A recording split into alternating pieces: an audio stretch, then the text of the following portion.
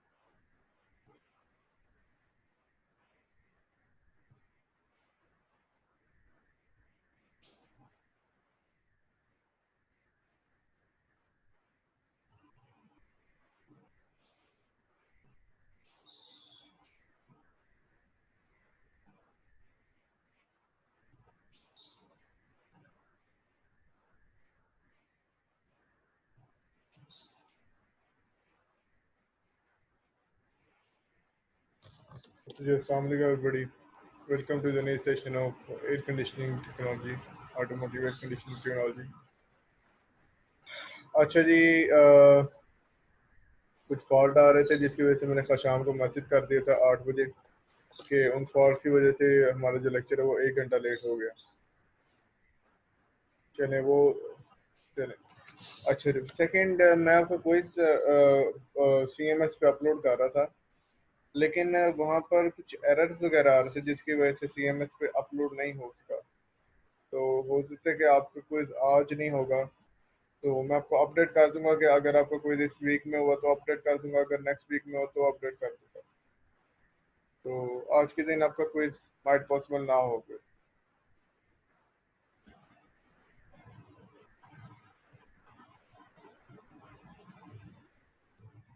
अस्सलाम वालेकुम सर।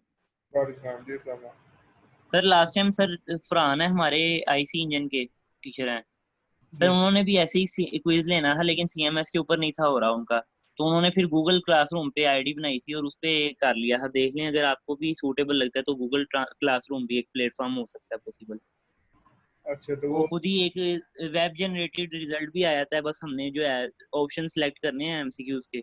और एट द एंड वो खुद टीचर को चेक भी नहीं करना पड़ता और वो खुद ही वेब जनरेटेड एक एक्सेल शीट बन गई थी उनकी कि किसके कितने मार्क्स आए हैं। जो जिसके सही आंसर्स थे वो खुद ही जनरेट करके उसने तो आंसर भी दे दिए थे। देख लें अगर आपको सूटेबल है तो वो आप एक ऑप्शन हो सकता है। तो उसका लिंक वगैरह आपको कैसे जाता है? सर वो एक क्लासरूम बनाते हैं, टीचर एक क्लास बनाता है, उसमें पार्टिसिपेंट ऐड कर लेता है या फिर उसका लिंक भेज देता है क्लासरूम का। आप ग्रुप में लिंक सेंड कर देंगे हम एयर कंडीशनिंग वाले व्हाट्सएप पे, और उधर उधर से सारे ज्वाइन कर लेंगे आपको। बिल्कुल ऐसे और वो जैसे बस मैं एक लिंक जूम में करता हूँ, जूम का भी मैं लिंक जैसे आप जूम के ऊपर करते हैं, एक बार ट्राई कर लें, बहुत ईजी है वो। चलें, जैसी ये क्लास ओवर होती है तो मैं उसको भी देख लेता हूँ। Okay sir. ठीक हो गया, बहुत शुक्रिया। अच्छा जी, चलें ठीक है, गूगल क्लासरूम एक सजेशन आ गई हमें, तो मैं इंशाल्लाह इसे देखूंगा कि ये क्या चीज़ है। अच्छा जी, चलते हैं फिर ऑनवर्ड स्लाइड्स की तरफ। आज का जो टॉपिक है दैट इज़ अबाउट के हमने रियल लाइफ के अंदर अपने गाड़ी की एयर कंडीशनिंग की परफॉर्मेंस को कैसे चेक करना है।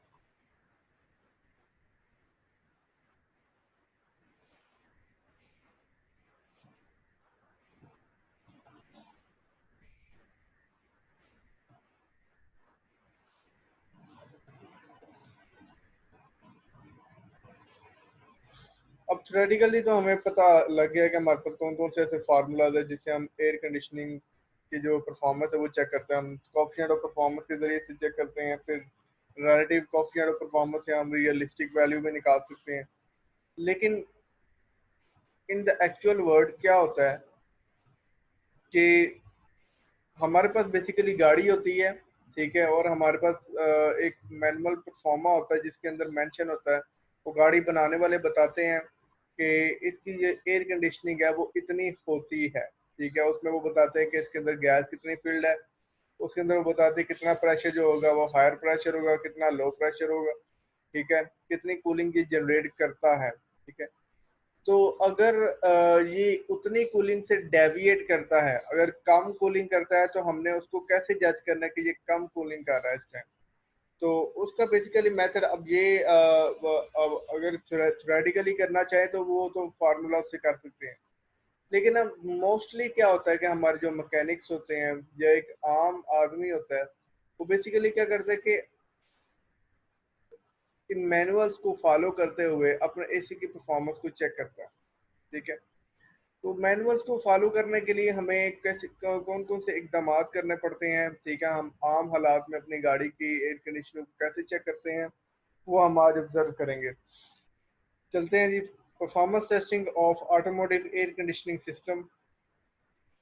अच्छा जी, टेस्टिंग कंडीशंस बेसिकली अगर आपने अपने एसी की एसी को चेक करना है, अपनी गाड़ी की एसी को ऑब्जर्व करना है कि ये ठीक परफॉर्म कर रहा है या नहीं परफॉर्म कर रहा, तो उसके लिए हमें क्या क्या स्टेप्स लेने पड़ेंगे, ठीक है।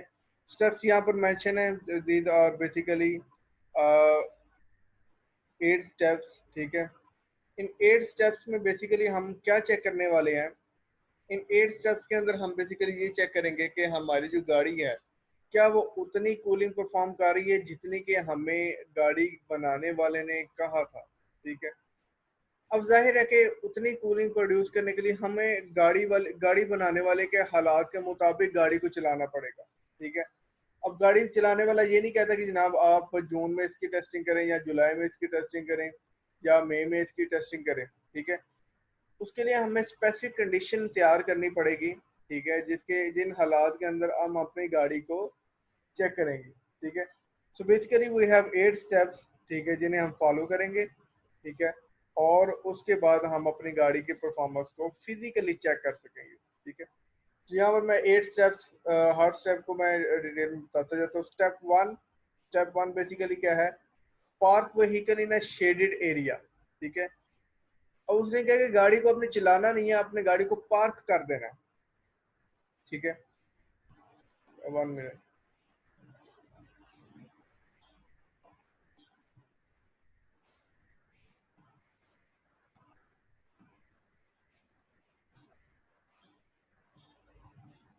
अच्छा, गाड़ी को अपने चलाना नहीं, गाड़ी को बल्कि अपने सिर्फ पार्क कर देना है इन अ शेडेड एरिया। अब शेडेड एरिया में उस पार्क करने की बात क्यों, क्योंकि गाड़ियां जो होती हैं वो बनाई जाती हैं फैक्ट्री के अंदर, ठीक है। तो फैक्ट्री की कंडीशन बेसिकली हम वहां पर लागू करना चाहते हैं। अब फैक्ट्री के अंदर वो गाड़ी बनती है, वहां पर टेस्ट होती है, और उसके मुताबिक उसका मैनुअल जनरेट होता है कि गाड़ी इतनी कूलिंग प्रोड्यूस करती है, ठीक है। तो उतनी कूलिंग प्रोड्यूस करवाने के लिए हमें भी उस तरह के हालात क्रिएट करने पड़ते हैं।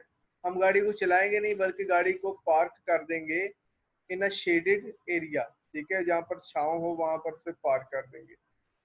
Take note of ambient temperature, ठीक है, आपने एम्बियंट टेम्परेचर नोट करना है। एम्बियंट टेम्परेचर मतलब कि जो बाहर का टेम्परेचर होगा, डेट इज एम्बियंट टेम्परेचर, ठीक है, वो आपने नोट कर लेना। स्टेप टू बेसिकली क्या है, हमारे पास हमने सारी जो खिड़कियां हैं वो ओपन कर लेनी है, ठीक है, गाड़ी की। और उसके अलावा जो इंजन का हुड है, ठीक है, वो जो बोनट का होता है फ्रंट वाला, उसको हमने ओपन कर देना है, ठीक है, ताकि कोई भी हीट वगैरह, क्योंकि जब गाड़ी चल रही होती है तो हवा अंदर आ रही होती है, ठीक है। हवा अंदर आती है तो क्या होता है कि कंडेंसर के ऊपर हवा पड़ती है, जिसकी वजह से कंडेंसर जो है वो कंडेंसर के अंदर से हीट ट्रांसफर होती है और हीट बाहर की तरफ निकल जाती है।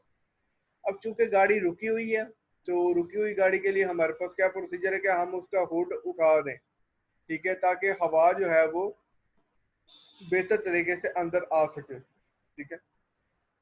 उसके बाद हमारे पास connect both high and low pressure service hose coupling valves to the system, ठीक है। अब जिस सिस्टम के थ्रू हम गाड़ी चेक करेंगे, अभी मैं सिस्टम भी वो दिखाऊंगा आपको, ठीक है। बेसिकली वो प्रेशर गेजेस होती हैं, उस सिस्टम के साथ आपने high and low pressure sides को कनेक्ट कर देना। High and low pressure side कौन सी होती हैं, जो आपका कंप्रेसर और कंडेंसर है, that is the high pressure side. और उसके बाद जो इवेपोरेटर है और जो आपका एक्सपेंशन वाल्व है, that are the basically low pressure side, ठीक है। या कह लो कि evaporator and the suction of compressor, these are basically the low pressure side, ठीक है। तो ये आपने ये दो साइड्स जो हैं ये कनेक्ट कर देनी है सिस्टम के साथ, ठीक है। और सिस्टम क्या, basically system basically pressure gauges हैं, ठीक है। प्रेशर गेजेस के आप साथ अपने कनेक्ट कर देना, और वो आपको बताएंगे कि आपका कितना प्रेशर मौजूद है। अच्छा जी, फिलिंग पोर्ट्स आपने साथ में लगा देनी है, मतलब कि गैस जो है वो पूरी रहे, मुकम्मल रहे उसके अंदर, ऐसे जिसमें किसी किस्म की कमी ना हो। तो फिलिंग पोर्ट्स आपने साथ में लगा देनी है। Open all dash louvers and adjust to the straight ahead post. 1 minute में। Open all dash louvers and adjust to the straight ahead position. अब डैश लूवर्स बेसिकली क्या है, गाड़ी के अंदर जो एसी के लिए हमारे पास वो जो सेक्शन बना होता है, उसके ऊपर क्या है कि वो लूवर्स बने होते हैं। लूवर्स होते हैं, कवरिंग होती है जो कि इस तरह से स्विvel कर सकती है। आपने देखा होगा वो जो एसी होता है, एसी के अंदर जो सेक्शन बना होता है उसके अंदर नोब लगी होती है। नोब से आप क्या करते हैं, एसी के डायरेक्शन को सेट करते हैं। वो बेसिकली क्या है, वो डैश लूवर्स होते हैं, उन्हें डैश लूवर्स कहा जाता है। तो कहता है कि डैश लूवर्स को आपने बिल्कुल स्ट्रेट कर देना है, ठीक है, हवा बिल्कुल आपके सामने आ रही हो, ठीक है। तो that is also the procedure. और स्टेप 5 में आपने क्या करना है कि आपने डैश लूवर के अंदर थर्मोमीटर डाल देना है, 50 मिलीमीटर तक उसको इंसर्ट कर देना उसके अंदर, ठीक है। और डालना कहाँ पर है, सेंटर वाले लूवर में, ठीक है। पूरा सेक्शन बना होता है, उस सेंटर वाले लूवर में आपने थर्मोमीटर डाल देना। अच्छा जी, फिर क्या करना है, set the controls to fresh air position, ठीक है। नॉब बनी होती है फ्रेश एयर पोजीशन पे ले आना उसे, ठीक है। बेसिकली क्या होता है कि गाड़ी के अंदर ऑप्शंस होती हैं, जो आजकल एयर कंडीशनर्स आ रहे हैं उनके अंदर ऑप्शंस होती है, फ्रेश एयर की ऑप्शन होती है, रिसर्कुलेट एयर की भी ऑप्शन होती है। ठीक है कि आपके गाड़ी के अंदर जो एयर मौजूद है आपने उसी को रिसर्कुलेट करना है। ठीक है, so that is also the option. ठीक है, फ्रेश एयर क्यों इंट्रोड्यूस करवाई जाती है? क्योंकि रिसर्कुलेट करते करते जो एयर है वो आपकी पुरानी हो जाती है। ठीक है, फ्रेश नहीं रहती, अनफ्रेश हो जाती है, तो आपको नई एयर इंट्रोड्यूस करवानी पड़ती है। तो आपने क्या करना है कि आपने फ्रेश एयर पोजीशन की जो पोजीशन है वो सेट करनी है। ठीक है, और उसके बाद ताकि आपकी जो फ्रेश एयर है वो एक तो जाहिर है कि दरवाजे वैसे भी खुले, फ्रेश एयर ही आएगी। ठीक है, लेकिन आपने उसकी जो सेटिंग है वो भी फ्रेश एयर पे ही रखनी है। ठीक है, साथ में जी मैक्सिमम कूलिंग पोजीशन आपने सेट करनी है कि मैक्सिमम कूलिंग वो करे वहां पर। ठीक है, और मैक्सिमम लोड के ऊपर वर्क करे। एसी को ऑन करना आपने। ठीक है, हाईएस्ट ब्लोअर स्पीड। ठीक है, ये इसे टर्बो स्पीड बेसिकली कहा जाता है आम अल्फाज में। तो इसे हाईएस्ट ब्लोअर स्पीड पे आपने चलाना है, और ब्लोअर कहाँ पर लगा होता है? बेसिकली ये एवेपोरेटर के साथ लगा होता है। ठीक है, वहां से ये हवा को थ्रो करेगा, उसकी पोजीशन जो आपने हाई पे रखनी है। उसके बाद स्टेप 7, स्टार्ट इंजन। इंजन को आप स्टार्ट करें। Bring the engine speed to 1700 RPM. ठीक है, 1700 आरपीएम पे आपने उसको एडजस्ट करना है। Then allow pressure gauge needles to stabilise. ठीक है, उसके बाद जो आपने प्रेशर गेज की नीडल्स लगाई हुई हैं, जाहिर है वो जब इंजन चलता है तो वो डेविएट करती हैं, तो प्रेशर चेंज होता है। ठीक है, आहिस्ता आहिस्ता वो स्टेबलाइज होना स्टार्ट होती हैं, वो ऑप्टिमम प्रेशर पे आना स्टार्ट होती हैं, जो प्रेशर एक्चुअल था। ठीक है, take pressure and temperature reading. आपने टेम्परेचर की रीडिंग लेनी है, कहाँ से? थर्मोमीटर से, जो कि आपने इंसर्ट किया था लूवर के अंदर। ठीक है, उसके बाद आपने क्या करना है? प्रेशर की रीडिंग्स लेनी है, और compare this reading to the manufacturer performance chart found in the appropriate workshop manual. ठीक है, और आपने इसको कंपेयर करना है किसके साथ? जो मैनुअल आपको प्रोवाइडेड है फ्रॉम द मैन्युफैक्चरर। ठीक है, मैन्युफैक्चरर ने जो मैनुअल दिया है उसके साथ आपने इसको कंपेयर कर देना। तो basically these are the 8 step. मैं दोबारा से रिपीट कर देता हूँ।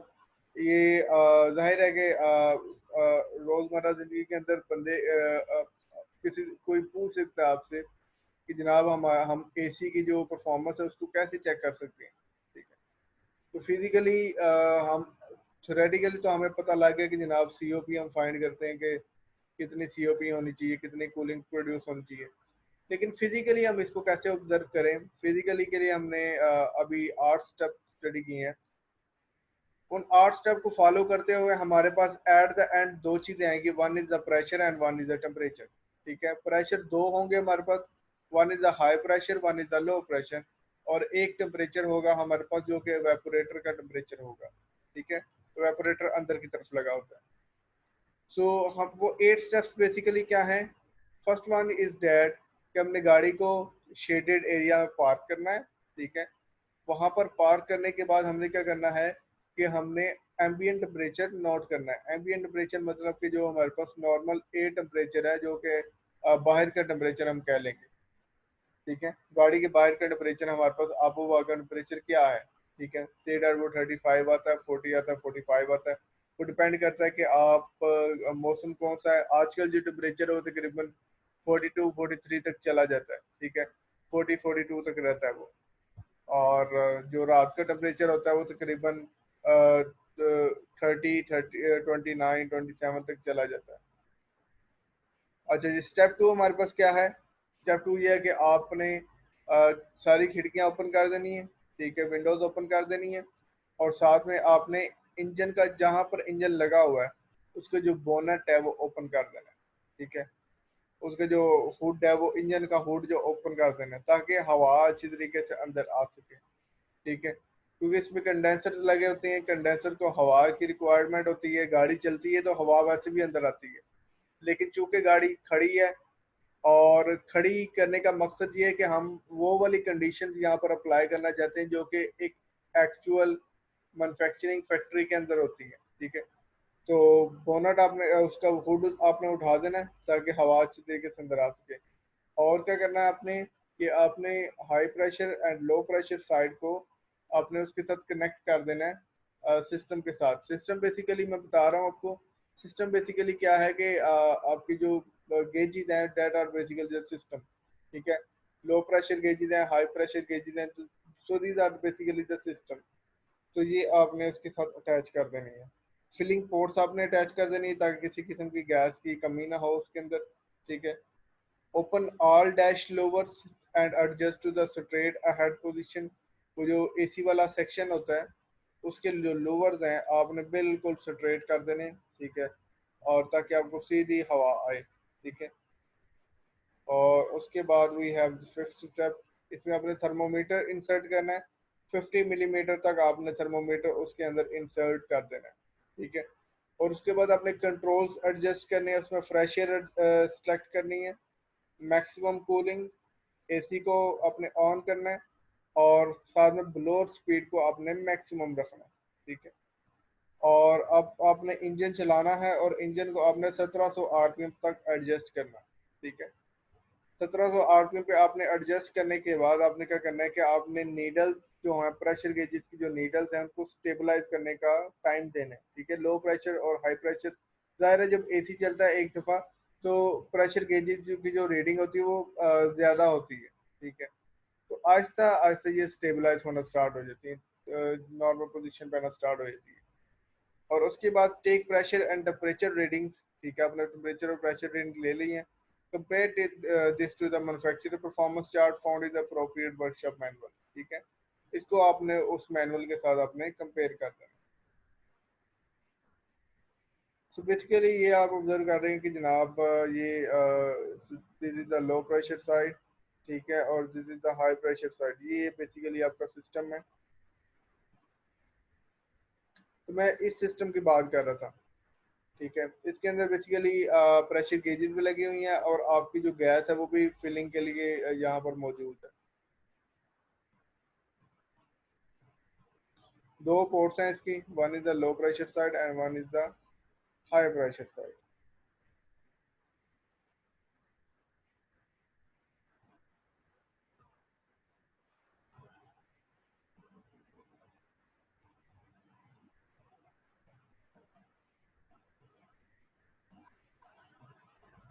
अच्छा जी, सो ये यहाँ पर आपने ऑब्जर्व किया, ये थर्मोमीटर लगा हुआ है, ठीक है। ये नॉब की एडजस्टमेंट आपको नजर आ रही है। देखें, अगर आपका एसी इन हालात के ऊपर के आपकी खिड़कियां खुली थी, आपका जो इंजन 1700 आरपीएम पे काम कर रहा है, ठीक है, वो मैक्सिमम ज़्यादा पे भी काम कर सकता है। वो 1700 आरपीएम पे काम कर रहा है और वो उतनी कूलिंग दे रहा है जितनी कूलिंग मैनुअल के अंदर लिखी हुई है।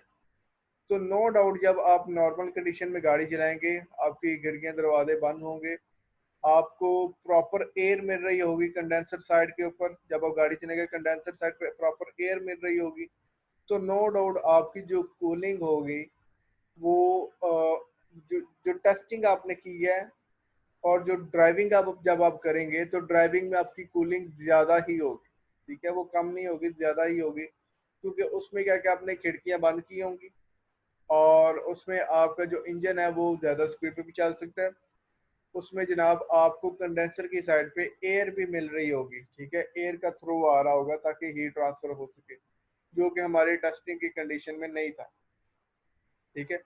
सो बेसिकली ये एक प्रोसीजर है, ये एक तरीका कार है कि जिससे हम अपनी गाड़ी की जो एसी है उसकी परफॉर्मेंस को ऑब्जर्व कर सकते हैं।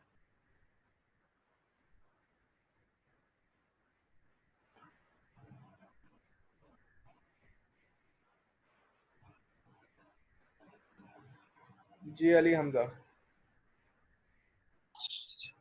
सर ये हमने कितनी देर बाद चेक करना है टेम्परेचर और स्पीड प्रेशर एसी ऑन करने के? जब आपकी प्रेशर गेजेस नॉर्मलाइज हो जाएंगी ना, जाहिर है जब प्रेशर गेजेस डेविएट करेंगे एसी चलेगा, डेविएट करेंगे। जब वो नॉर्मलाइज हो जाएगा, ठीक है, जब वो नॉर्मलाइज हो जाएगा तब आपने उसे चेक करना है। क्योंकि आपने चेक बेसिकली कहाँ से करना है, आपने चेक करना है एवापोरेटर वाले सेक्शन के अंदर से, ठीक है। गाड़ी के अंदर जी कूलिंग नहीं होगी, गाड़ी के अंदर कूलिंग नहीं होगी, गाड़ी के अंदर कूलिंग इसलिए नहीं होगी क्योंकि खिड़कियां वगैरह खुली हैं, ठीक है। जी आपको जो टेम्परेचर मिल रहा है, आपको टेम्परेचर मिल रहा है एवापोरेटर के बिल्कुल अंदर वाली साइड का, ठीक है। जी। जैसे वो स्टेबलाइज हो जाएंगे प्रेशर गेजेस, तो आपको वो टेम्परेचर मिल जाएगा उस टाइम। ठीक है। तो सर एक गाड़ी 5 मिनट में होती है, एक गाड़ी 7 मिनट में होती है, तो फिर 7 मिनट वाली का तो कंप्रेसर वीक हुआ ना। नहीं, डिपेंड करता है यार, ये टाइमिंग के लिहाज से नहीं है। ठीक है, हो सकता है कंप्रेसर उसका बड़ा हो। ठीक है, उस जब वो चले उसका जो डेविएशन है वो बहुत ज्यादा हो। ठीक है, अब 7 मिनट वाली वाली गाड़ी के परफॉर्मेंस या हो सकता है उससे 5 वाली से बेहतर हो। ठीक है, डेविएशन पे बात कर रहा हूँ, जितना देर वो डेविएशन पे वापस आने पे लगाएगा। ठीक है, जब स्टेबलाइज हो जाए तब आपने रीडिंग लेनी है। ठीक है, वो टाइम ज्यादा भी ले सकती है, वो टाइम कम भी ले सकती है। ठीक है, डिपेंड भी सही। करता है कि आपका टेम्परेचर क्या है बाहर का। ठीक है, अगर आप जून में टेस्टिंग कर रहे हो, जून में मौसम बहुत गर्म होता है। ठीक है, जी। अगर आप जनाब अगस्त में कर रहे हो तो आपका हो सकता है वो जल्दी वो आपको टेम्परेचर दे दे। ठीक है, तो ये डिपेंड करता है, इसकी कोई स्पेसिफिक टाइम नहीं है कि जनाब 5 मिनट रख लो या 10 मिनट रख लो। ठीक है, तो ये आपने गेजेस के ऊपर नोट करना है। गेजेस बिल्कुल ऐसे ही है जैसे वो डॉक्टर का स्टेथोस्कोप नहीं होता कि जनाब जी सर। ये ठीक धड़कन दे रहा है या नहीं दे रहा। ठीक है, बिल्कुल गेजेस का भी यही काम होता है कि जनाब ये जब नॉर्मलाइज हो जाएगी तब आपने जनाब इसका जैसे बीपी चेक करना होता है ना, वैसे ही आपने इसका जो है वो प्रेशर गेजेस चेक करना सही हो। तो सर फिर वो कंप्रेसर टेस्ट कैसे होगा? है। कंप्रेसर के बारे में भी हमारे पास आगे स्लाइड्स मौजूद है। ठीक सर, कंप्रेसर थैंक्स। रिप्लेसमेंट के बारे में भी है और टेस्टिंग के बारे में भी है। सही सर। अच्छा जी,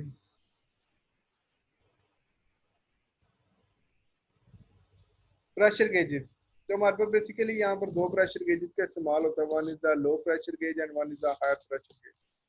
ठीक है, दो प्रेशर गेजेस इस्तेमाल होती हैं और ये बेसिकली किस लिए इस्तेमाल होती है, ये डायग्नोसिस के लिए इस्तेमाल होती हैं कि हमारे सिस्टम में कोई प्रॉब्लम तो नहीं है। ठीक है, अगर हाई प्रेशर है तो क्या प्रॉब्लम आ सकती है, अगर लो प्रेशर है तो क्या प्रॉब्लम आ सकती है। ठीक है, लो प्रेशर तो जनरली आपको पता है कि तब होता है जब हमारे पास सिस्टम के अंदर गैस की कमी हो, तब लो प्रेशर आ सकता है।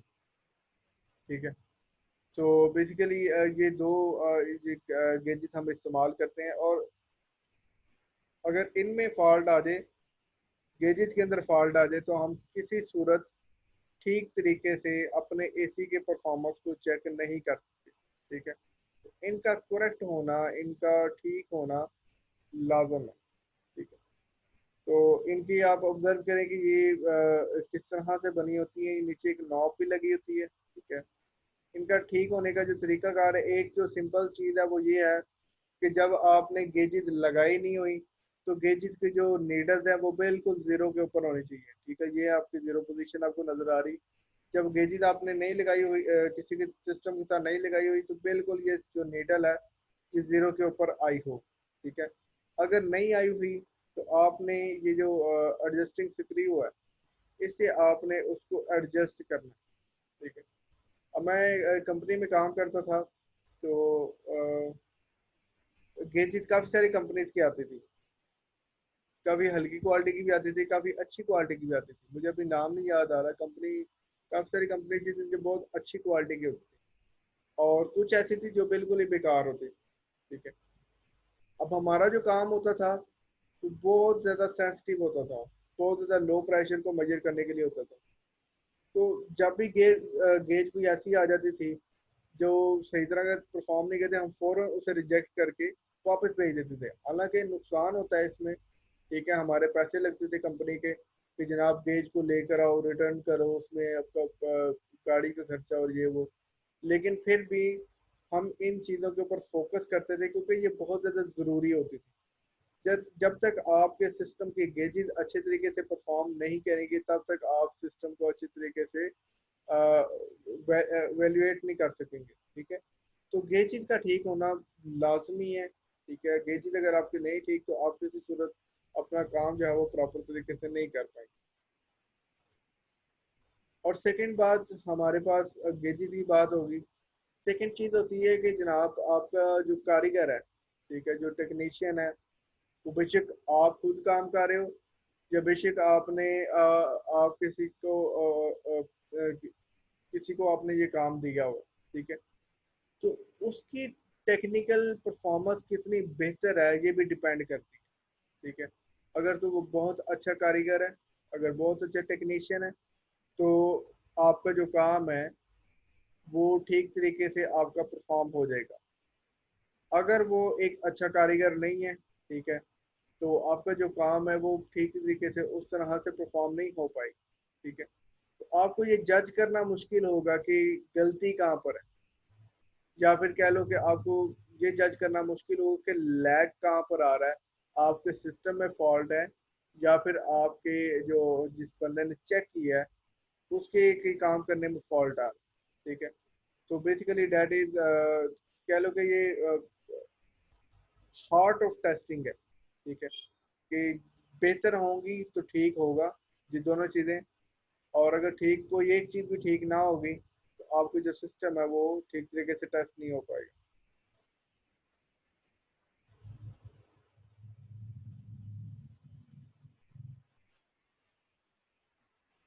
अच्छा जी, किसी को क्वेश्चन है तो वो पूछ ले, बाकी जो है वो नेक्स्ट सेशन में मैं स्टार्ट करूंगा।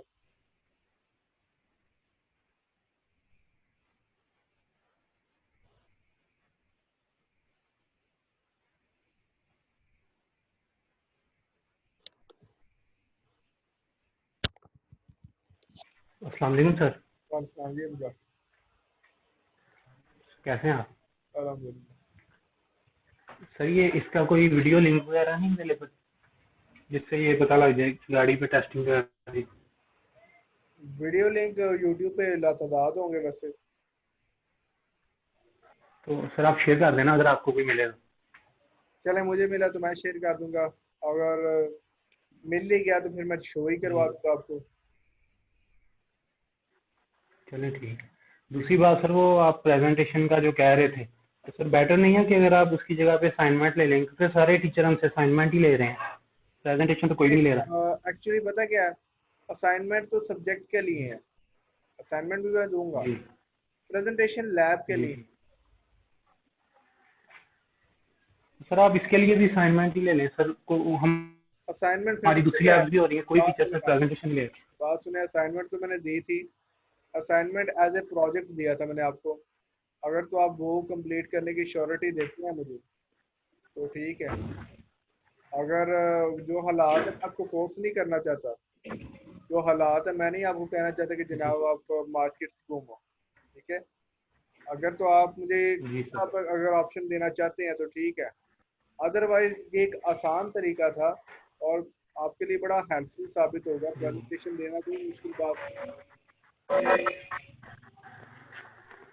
ठीक है। तो बाकी प्रेजेंटेशन वगैरह जी आपके लिए हेल्पफुल इस तरह भी साबित होती हैं, आप जब काम करने निकलते हो किसी इंडस्ट्री में जाते हो तो आपको लातादाद दफा प्रेजेंटेशन देना पड़ता है, ठीक है। तो वहाँ पर ये नहीं है ऐसे सारा सर, आपको असाइनमेंट दे दें और प्रेजेंटेशन बने, वो ये तो सर भी आपकी बिल्कुल ठीक है, प्रैक्टिस है। आपकी बात बिल्कुल ठीक है। हमने वैसे भी दी हुई है सर प्रेजेंटेशन क्लास में तो, लेकिन ये ऑनलाइन वाला हमने कभी दी ही नहीं है।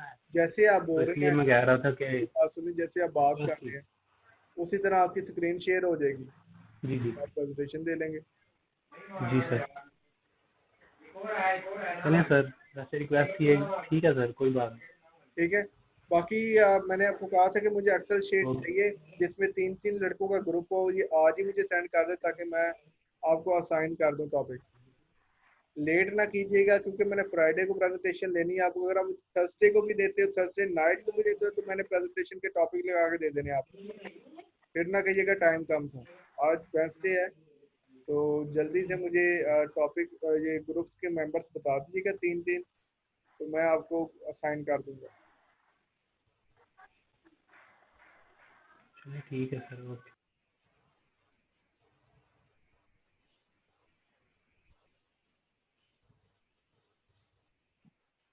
अस्सलाम वालेकुम सर। वालेकुम जी ना सर।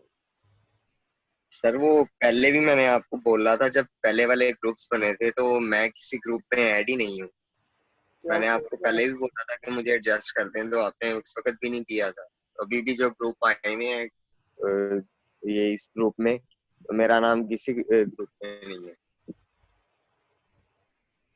देखिए पहले जो आपने कहा था ना वो तो फिर बात वहीं की वहीं रह गई थी, वो तो प्रेजेंटेशन फिर हो ही नहीं ना, तो इसलिए आप एडजस्ट नहीं हुए। आप जब आप ग्रुप बन रहे तो ये आपके हाथ में है कि आपने किस ग्रुप के साथ एडजस्ट करना है। अगर आप फिर भी नहीं होते, आप एक इंडिविजुअल रह जाते हो और सारे की तरह 3-3 लड़कों के ग्रुप बन जाते हैं, तो आप फिर इंडिविजुअल एक टॉपिक ले लीजिएगा। ठीक है सर। ठीक है।